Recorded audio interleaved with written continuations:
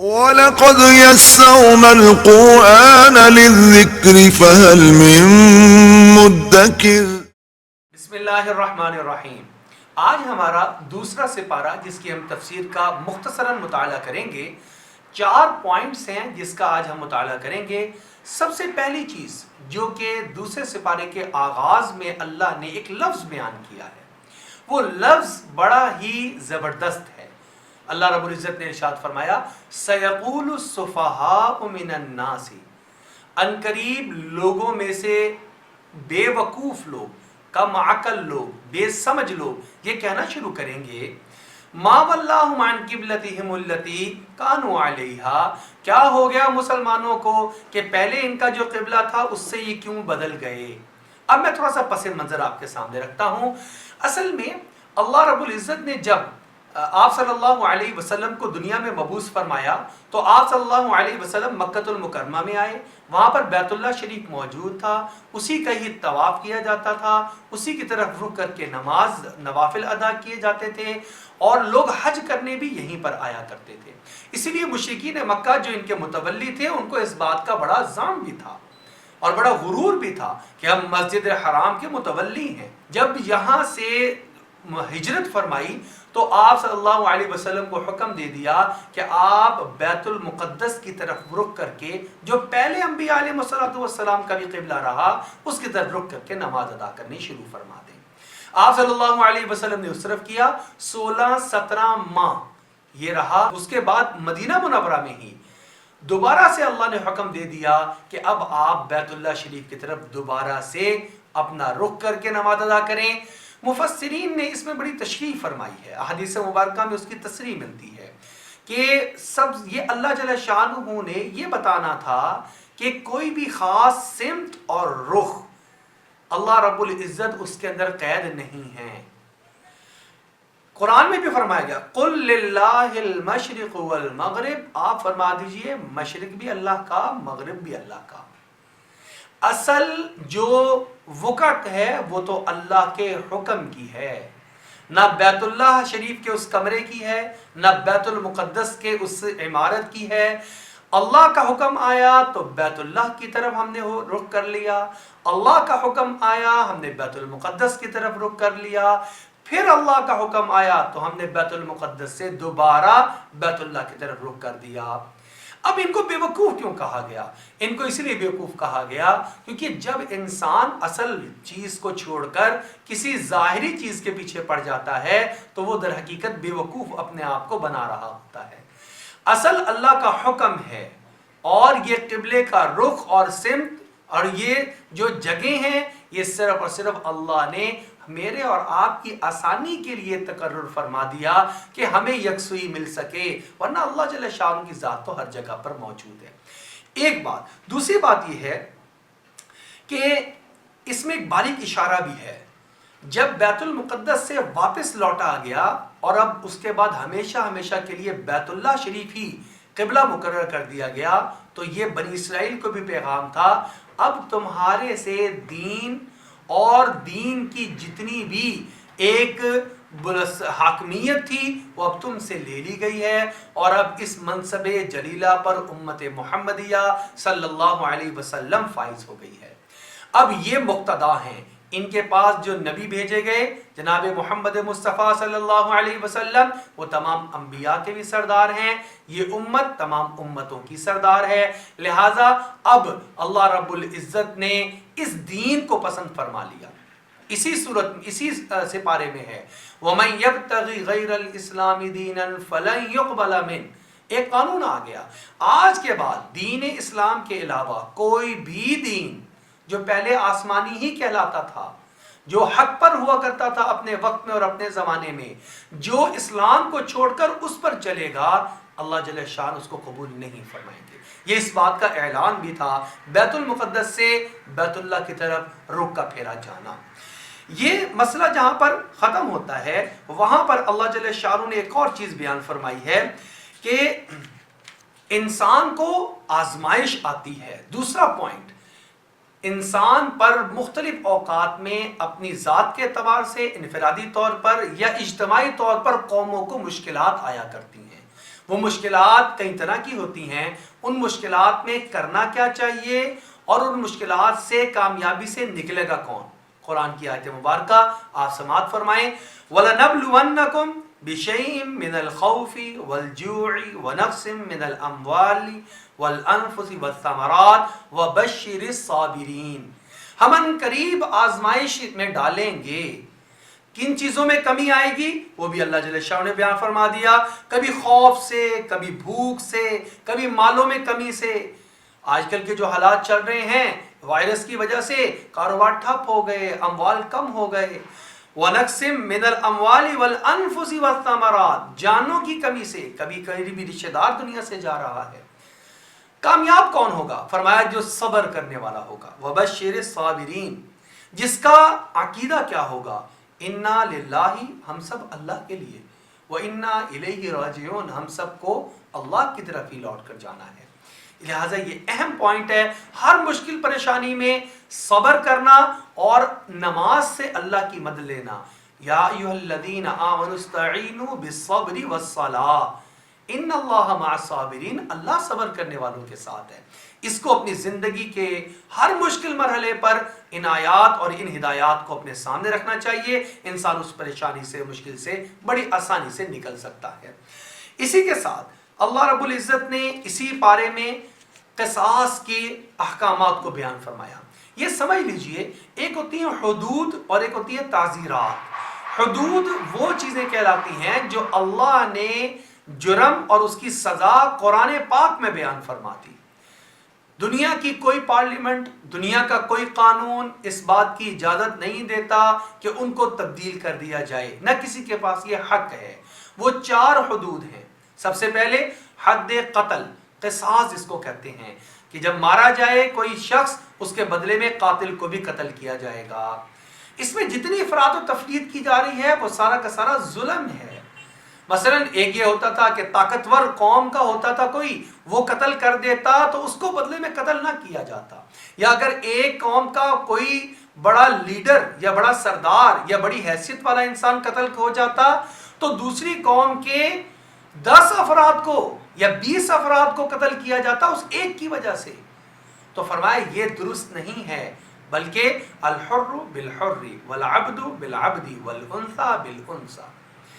اور اس کے اندر ایک اور بات فرمائی، وَلَكُمْ فِي الْقِصَاصِ حَيَاتٌ، اس قصاص میں تمہارے لیے زندگی ہے۔ حالانکہ بظاہر کیا لگ رہا ہے، ایک قتل ہوا تھا تو ہم نے اس کی درستگی اور اصلاح کے لیے ایک اور کو قتل کر دیا جس نے قتل کیا تھا۔ دیکھنے میں قتل بڑھ رہا ہے لیکن اس کے اثرات کیا ہوتے ہیں؟ حدیث مبارکہ میں آتا ہے کہ جس سرزمین پر ایک حد کا نفاذ ہو جائے وہاں پر 40 دن لگاتار مسلسل وقت پر بارش ہو، اس سے اتنی برکات نازل نہیں ہوتی جتنی ایک حد کو جاری کرنے سے اللہ رب العزت نازل فرما دیتے ہیں۔ اور آپ نے دیکھا ہوگا کہ قبیلہ جو عرینہ کا جو لوگ تھے، آپ صلی اللہ علیہ وسلم رحمت للعالمین ہونے کے باوجود جب ان پر قصاص کو جاری فرمایا تو کئی سال گزر گئے، کوئی ایک بھی ڈکیتی کا واقعہ مدینہ منورہ یا اس کے ارد گرد میں وقوع پذیر نہیں ہوا۔ دوسری چیز ہے حد زنا، اس کو بھی لازم کیا جائے گا۔ کوئی دنیا کا قانون یہ حق نہیں رکھتا کہ اس کو تبدیل کر دے، کیونکہ یہ اللہ کا قانون ہے۔ حد قذف، کسی کے اوپر جو ہے تہمت لگا دینا برائی کی، اور حد سرقہ، چوری کی حد، چنانچہ ان کو حدود کہتے ہیں، اس میں انسان کے اختیار نہیں ہے، اللہ نے مقرر فرما دی۔ دوسری چیزیں تعزیرات ہیں، اس میں قوانین بنائے جا سکتے ہیں، کسی ملک میں زیادہ کسی میں کم سزا رکھی جا سکتی ہے، حد سے کم سزا اس کی ہو سکتی ہے۔ یہ ایک اسلام کا بہترین نظام ہے۔ اگر اس نظام کو قائم کر دیا جائے تو پوری دنیا کے اندر امن قائم ہو سکتا ہے۔ اسی سپارے میں تھوڑا سا آگے چل کر روزے کی فرضیت ہے۔ آپ کو پتا ہے کہ اسلام کی بنیاد جن 5 ارکان پر اور اعمال پر ہے ان میں سے ایک صیام رمضان، رمضان المبارک کا روزہ بھی ہے۔ رمضان المبارک کے روزے کے بے تحاشا فضائل ہیں۔ آپ صلی اللہ علیہ وسلم نے ارشاد فرمایا کہ اللہ جل شانہ فرماتے ہیں کہ یہ روزہ میرے لیے ہے اور میں ہی اس کا اجر اور بدلہ دوں گا۔ اور ایک حدیث مبارکہ میں آتا ہے جو ایک روزے کو، فرض روزے کو رمضان کے کسی عذر یا بلا عذر حدیث مبارکہ میں آتا ہے کہ ایک انسان رمضان المبارک کے روزے کو اگر کسی بغیر عذر شرعی کے چھوڑ دیتا ہے تو بعد میں چاہے پوری زندگی بھی روزے رکھتا رہے، اس ایک روزے کا اجر، بدلہ، ثواب اور فضیلت حاصل نہیں کر سکتا ہے۔ روزے کو اللہ نے فرض قرار دیا، کتب علیکم الصیام، اس کا جو نتیجہ ہے اس کو بھی ذکر کیا، لعلکم تتقون، تاکہ تمہارے اندر تقوی پیدا ہو جائے۔ اب روزے کا اور تقوی کا کیا تعلق؟ دیکھیے، غور کیجئے، تقوی کیا ہے؟ اللہ کے حکم کو غالب کر دینا۔ صبح سے لے کے رات تک یا شام تک ہم جائز چیزوں کو بھی نہیں کھا رہے۔ پیاس لگ رہی ہے، پانی پاک حلال نہیں پی سکتے، بھوک لگ رہی ہے، سامنے پھل اور جو ہے کھانا پڑا ہوا ہے، نہیں کھا سکتے۔ کیوں نہیں کھا رہے؟ اللہ کے حکم کو غالب کر رہے ہیں۔ جب حلال چیزوں میں اللہ کے حکم کو غالب کرتے ہوئے ہم رک رہے ہیں تو حرام چیزوں میں بھی اللہ کے حکم کو غالب کرتے ہوئے ہمیں رک جانا چاہیے، اور اسی کا نام تقوی ہے۔ لہذا روزے سے ہمیں تقوی حاصل ہونا چاہیے، روزے کو ہمیں اتنا اعلیٰ بنانا چاہیے۔ اسی سے بارے میں تھوڑا سے آگے حج کی فرضیت بھی ہے۔ الحج اشہر معلومات، حج میں انسان کا بدن اور مال دونوں چیزیں اکٹھی ہوتی ہیں، اور اللہ کے سامنے جب حاضری دیتا ہے تو سارے برابر ہو جاتے ہیں۔ دو چادریں، ایک اوپر کی چادر، ایک نیچے کی چادر، ان چادروں کو لے کر چل رہے ہوتے ہیں۔ حج بیت اللہ کی بڑی فضیلت، نبی اکرم صلی اللہ علیہ وسلم نے ارشاد فرمایا، من حج، جس شخص نے حج کیا، نہ وہاں پہ لڑائی جھگڑا کیا، نہ وہاں پر کوئی فوش اور فضول بات کی، رجع کیوم ولدتہ امہ، وہ ایسے لوٹتا ہے معصوم اور پاک جس طرح اس دن پاک اور پاکیزہ تھا جس دن اللہ رب العزت نے اس کو اس دنیا میں بھیجا تھا۔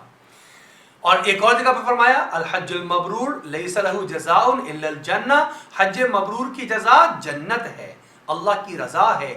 لہذا جس کے پاس آنے جانے کا خرچ موجود ہے، ابھی تک حج نہیں کیا، اسے اپنی زندگی میں سب سے پہلے حج کی ادائیگی کی فکر کرنی چاہیے۔ اسی میں آگے چل کر ایک دعا بتائی گئی، ایمان والوں کا طرز عمل اور جو ایمان والے نہیں ہیں ان کا طرز عمل۔ ایمان والا کیا کہتا ہے؟ ربنا آتنا فی الدنیا حسنہ وفی الآخرۃ حسنہ وقنا عذاب النار، یا اللہ اس دنیا کے اندر بھی خیر آپ ہی سے ملنی ہے، ہم آپ سے مانگتے ہیں، آخرت کے اندر خیر آپ ہی سے ملنی ہے، آپ ہی سے مانگتے ہیں۔ اور جو صرف اور صرف دنیا کا ماننے والا آخرت کا مانتا ہی نہیں ہے، وہ کیا کہتا ہے؟ وہ کہتا ہے ربنا آتنا فی الدنیا، ہمیں صرف یا اللہ دنیا میں عطا فرما دیجئے۔ اور پھر اللہ جل شانہ فرماتے ہیں وما لہ فی الآخرۃ من خلاق، آخرت میں اس کا کوئی حصہ نہیں۔ دیکھیں، حصہ اس کو ملے گا آخرت میں جو آخرت کو مانتا ہوگا، جو آخرت کو مانتا ہی نہیں اس کو آخرت میں کیسے حصہ ملے گا۔ اسی میں آگے چل کر طلاق کے واقعات بھی ہیں کہ طلاق کیا طریقہ کیا ہے۔ تو یہ سمجھ لیجئے، طلاق ویسے ناپسندیدہ چیز شمار کی گئی۔ کچھ رشتے ایسے ہیں جو کہ زبان سے جڑتے ہیں، وہ زبان سے ہی ختم ہو جاتے ہیں۔